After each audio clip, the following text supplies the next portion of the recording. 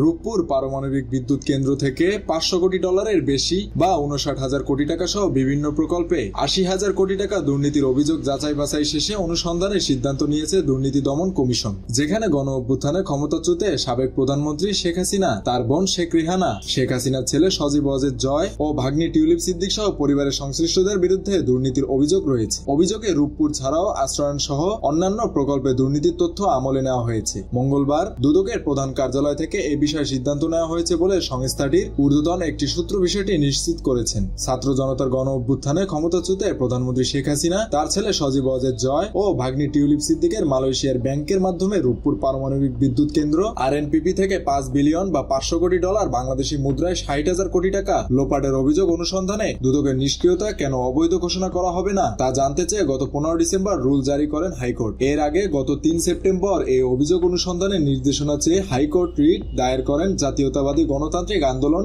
NDM এর chairman Bobby Hajjaj. রিটে Rooppur পারমাণবিক বিদ্যুৎ কেন্দ্রে শেখ হাসিনা ও তার পরিবারের সদস্যদের দুর্নীতির অনুসন্ধানে দুদকের নিষ্ক্রিয়তার বৈধতা চ্যালেঞ্জ করা হয়। দুদক চেয়ারম্যান সহ সংশ্লিষ্টদের রিটের বিবাদী করা হয়। গত 19 আগস্ট রূপপুর পারমাণবিক বিদ্যুৎ কেন্দ্রে শেখ হাসিনা পরিবারের দুর্নীতি নিয়ে বিভিন্ন পত্রিকায় প্রতিবেদন প্রকাশিত হয়। ওই প্রতিবেদন যুক্ত করে হাইকোর্টে রিট করা হয়। বেশ কয়েকটি পত্রিকার প্রতিবেদনে বলা হয়, সাবেক প্রধানমন্ত্রী শেখ হাসিনা, তার ছেলে সজীব ওয়াজেদ জয় ও ভাগ্নি টিউলিপ সিদ্দিক মালয়েশিয়ার ব্যাংকের মাধ্যমে রূপপুর পারমাণবিক বিদ্যুৎ কেন্দ্র থেকে 5 বিলিয়ন বা 500 কোটি ডলার লোপাট করেছেন। বিভিন্ন দেশের সামরিক ও প্রতিরক্ষা খাতে দুর্নীতির অনুসন্ধানকারী গ্লোবাল ডিফেন্স কর্পোরেশনের তথ্যের বরাত দিয়ে এ প্রতিবেদন করা হয়। দুদক সহ বিভিন্ন সূত্রে জানা যায়, রূপপুর পারমাণবিক বিদ্যুৎ কেন্দ্র থেকে 500 কোটি ডলারের বেশি আত্মসাৎ করেছেন সাবেক প্রধানমন্ত্রী শেখ হাসিনা। প্রতিবেদনে বলা হয়, প্রকল্প বাস্তবায়নকারী সংস্থা রোসাটম মালয়েশিয়ার একটি ব্যাংকের মাধ্যমে শেখ হাসিনাকে এ অর্থ আত্মসাতের সুযোগ করে দেয়, যাতে মধ্যস্থতা করেন ছেলে সজীব ওয়াজেদ জয় ও ভাগ্নি টিউলিপ সিদ্দিক। দেশের সবচেয়ে বড়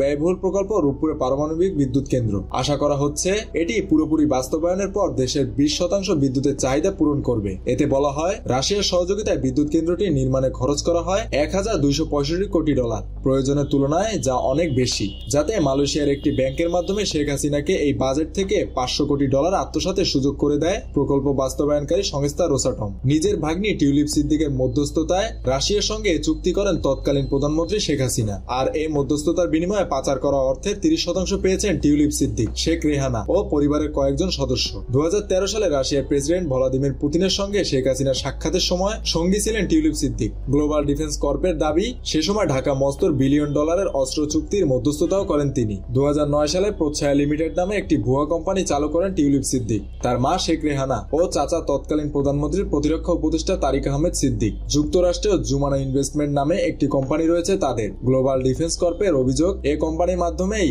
বিভিন্ন দেশের অফশোর অ্যাকাউন্টে অর্থ পাচার করতেন শেখ হাসিনা। তাদের এই কোম্পানিটি ডেস্টিনি গ্রুপ নামে একটি চিটিং ফান্ড কোম্পানির সঙ্গে যুক্ত হয়ে যুক্তরাজ্য সহ বিভিন্ন দেশে প্রায় 900 মিলিয়ন ডলার পাচার করেছে। মেহেদী হাসান বাপ্পি, খুলনা গেজেট।